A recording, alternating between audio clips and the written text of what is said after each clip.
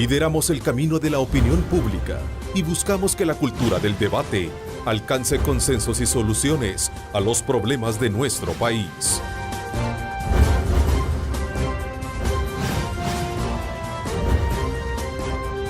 Diálogo con Ernesto López.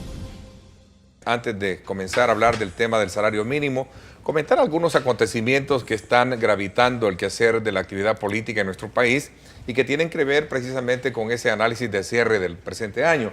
Ayer, por ejemplo, el FMLN nuevamente hizo ciertas valoraciones respecto a cómo se está, a criterio de ellos, llevando a cabo en nuestro país lo que denominan un golpe técnico y suave por parte de varias instituciones del Estado, incluyendo también organizaciones que se acuerpan en la sociedad civil. ¿Cuál es la valoración que ustedes tienen alrededor de este nuevo, digamos, discurso que se suma a una serie de enfrentamientos verbales que se están teniendo en el quehacer del trabajo de la Sala de lo Constitucional y el quehacer político de nuestro país? Gracias, Ernesto. Yo creo que esto lamentablemente lo que refleja es una visión muy miope de qué es lo que es la democracia. Cuando vemos los problemas que existen en Venezuela, la respuesta del gobierno venezolano es siempre hablar de que le están tratando de dar un golpe de Estado.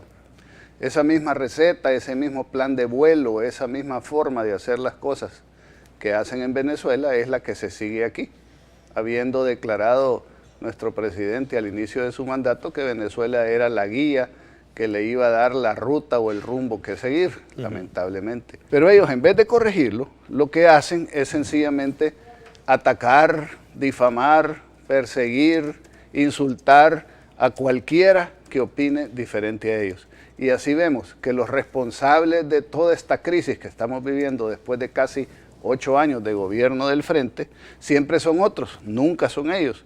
Siempre son los 20 años de arena, son la oligarquía, es el imperialismo, son los empresarios, los evasores, pero nunca dicen, miren, un mea culpa, fíjese que quizás esto que estoy haciendo no está funcionando o esta forma de hacer las cosas tendría que cambiar y entonces vamos a enderezar el rumbo que llevamos, porque si seguimos haciendo las mismas cosas, vamos a seguir teniendo los mismos resultados. Todas las semanas en el discurso del presidente vemos un tema de coyuntura. Cuando yo quisiera ver al director del Ejecutivo, el director de la orquesta, sentados con sus ministros de manera integral, haciendo propuestas, trabajando por el país. Y lo digo no es porque no trabajen, probablemente lo hacen, pero lo hacen desintegradamente. Entonces cada representante de cada institución hace esfuerzos particulares que al final van a dar con acciones contra los mismos, y que somos los sectores productivos que ya estamos bastante agotados en términos de los costos que tenemos, de los impuestos que pagamos, y eso hace que la actividad pueda ser en El Salvador sea cada vez más difícil. A ver, ¿no satisfizo en ese sentido a ustedes el discurso que recién emitió el presidente de la República en cadena nacional esta semana que recién finaliza y que de alguna manera también daba a conocer muchos logros en materia general, económica, social? Mira, se han hecho muchas valoraciones al respecto. Yo creo que se han contrapuesto las posiciones de diferentes sectores en cuanto a estos resultados. Lógicamente el gobierno puede decir lo que quiera en este momento, pero al final el otro año verás tú, cuando el Banco Central reporte niveles de crecimiento, la dinámica de los sectores, ahí está la realidad. Las mesas y las instancias de diálogo no funcionan porque hace falta una cosa vital, voluntad de hacerlo. ¿Y por qué no hay voluntad de hacerlo? Bueno, porque hay unas visiones demasiado diferentes sobre cuál es la realidad del país, la realidad del mundo y cuáles pudieran ser los sistemas y los modelos económicos, políticos y sociales que se deben de aplicar para que El Salvador salga de la ruta en la ruta del desarrollo y dejando atrás todos los problemas que tenemos de pobreza, de falta de oportunidades, etc. Entonces hace falta voluntad. Unos creen que hay que ir para un lado y nosotros creemos que ese modelo que nos están presentando es un modelo que ha fracasado en todas las latitudes y todos los países del mundo, donde se ha aplicado en todos los momentos de la historia. ¿Qué modelo exactamente para...? Este modelo del nuevo socialismo, que se ha dado en llamar socialismo del siglo XXI, pero ante los fracasos hoy lo escudan y dicen de que no es eso, pero sí es eso. Asumiendo el papel del ausente, exacto, ellos dicen de que no se trata de establecer pues, ese... Un día quizás podemos hacer un programa donde te vamos a sacar todos lo que dice en el foro de Sao Paulo, cuáles son los pasos para instaurar el socialismo del siglo XXI. Por ahí andaba en el teléfono que me enviaron hace un par de días a un diputado del FMLN que reconoce públicamente y les dice, miren, ustedes están hablando del socialismo del siglo XXI, que ya viene el socialismo del siglo XXI, les queremos decir de que el socialismo del siglo XXI ya está aquí, que llevamos tiempos implantándolo y ustedes ni cuenta se han dado. Y lo dijo el sobrino del secretario general del FMLN. Si en alguno de los recesos lo voy a buscar en mi teléfono y te lo voy a enseñar. O sea, ellos creen que aquí debe de ser una democracia donde la economía es centralmente planificada. ¿Cómo se manifiesta eso? Bueno, se manifiesta con la tremenda burocracia y tramitología que nos han impuesto en los últimos años, donde aquí para hacer cualquier cosa hay que dar una de pasos que nunca termina, donde el gobierno siempre está en control, siempre está dando permisos o quitando permisos, o quiere estar siempre controlando la economía. No lo dicen, pero lo hacen. Quieren una democracia participativa versus la democracia representativa que tenemos y que creemos nosotros ha funcionado en los países más desarrollados.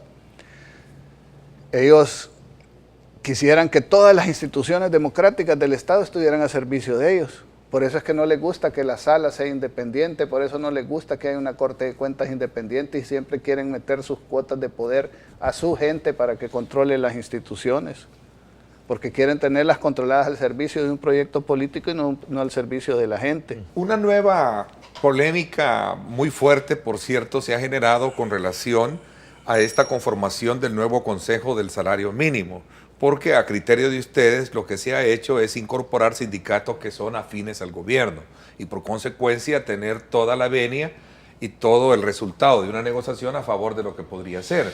Decía el vicepresidente, representante de un sector laboral, Israel Huiza, han hecho más de 100 sindicatos de gente que no tienen nada que ver con el proceso organizativo. Eso significa que prepararon una plataforma en contra. Este es un nuevo enfrentamiento que incluso el fin de semana se puso a través de las redes sociales entre lo que sería la posición del alcalde Nayib Bukele y también el presidente de la ASI, que también invité para que nos acompañara, pero lamentablemente no pudo, para tener también la opinión de ellos con relación a este tema. Es un ejemplo más de la toma de una institución con un propósito político electoral. No hay discusión, no hay acuerdo, sino imposición, me decía. Bueno, vamos a hacer un breve recuento de qué es lo que ha sucedido.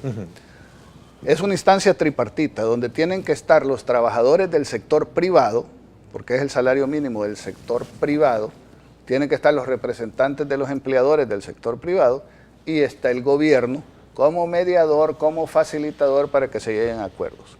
Históricamente, ¿qué es lo que ha sucedido? Bueno, los dos sectores, el laboral y el empleador, pues tienen dificultades de ponerse de acuerdo y el gobierno trata de que lleguemos a entendimientos. No le interesa porque ellos quieren ocupar el salario mínimo como un instrumento político electoral que les traiga réditos electorales y simpatías populares, porque suena bonito endulzarle a la gente de que le van a poder dar del dinero del otro cualquier cantidad de plata. Partimos nosotros de que nosotros quisiéramos que fuese posible que el salario mínimo fuera $1,000 al mes, quisiéramos, pero la realidad, las matemáticas, la economía son ciencias de números y de realidades que lo impiden, pero vaya, se llega a un entendimiento con el sector laboral y el gobierno se opone a eso. El instructivo de las elecciones, que lo elaboran ellos, lo elaboran el mismo día que se llevan a cabo las elecciones y el mismo día de las elecciones cambian el instructivo. Pero llaman a votar, cosa que ya el ministro Centeno del FMLN, el ministro anterior, que Dios en gloria lo tenga y que en paz descanse, ya había dicho que para votar en esa elección tenían que ser sindicatos del sector privado.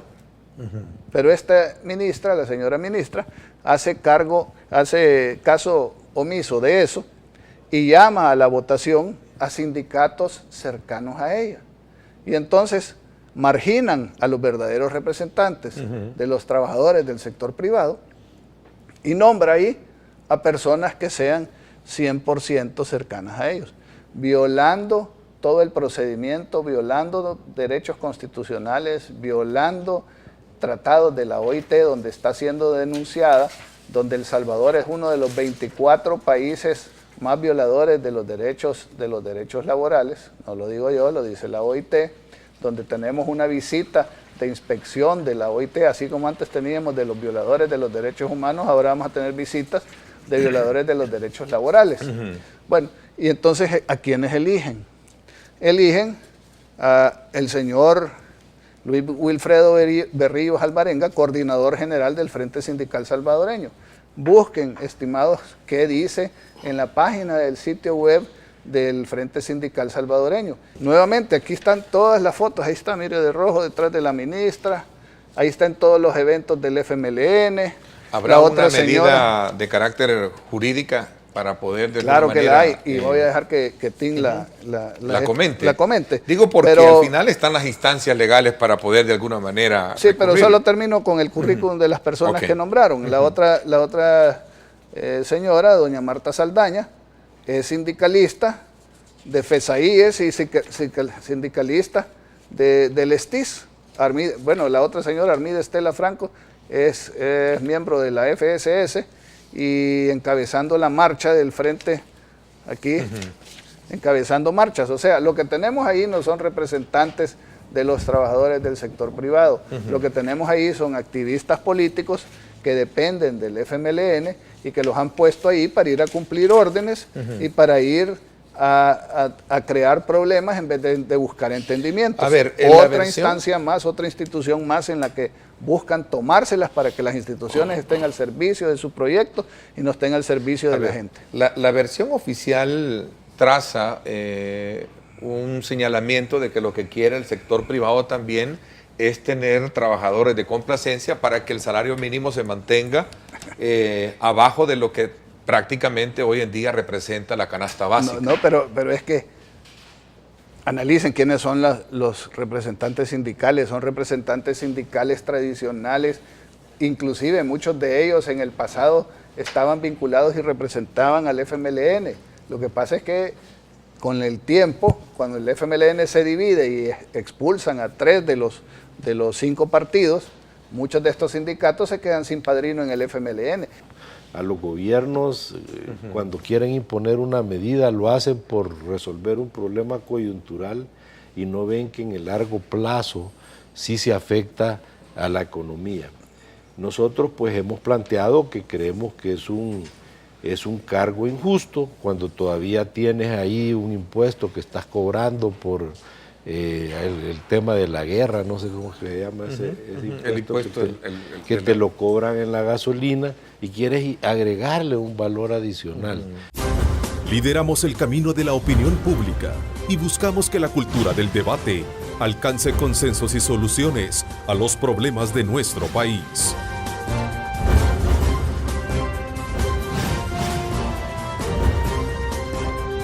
Diálogo con Ernesto López.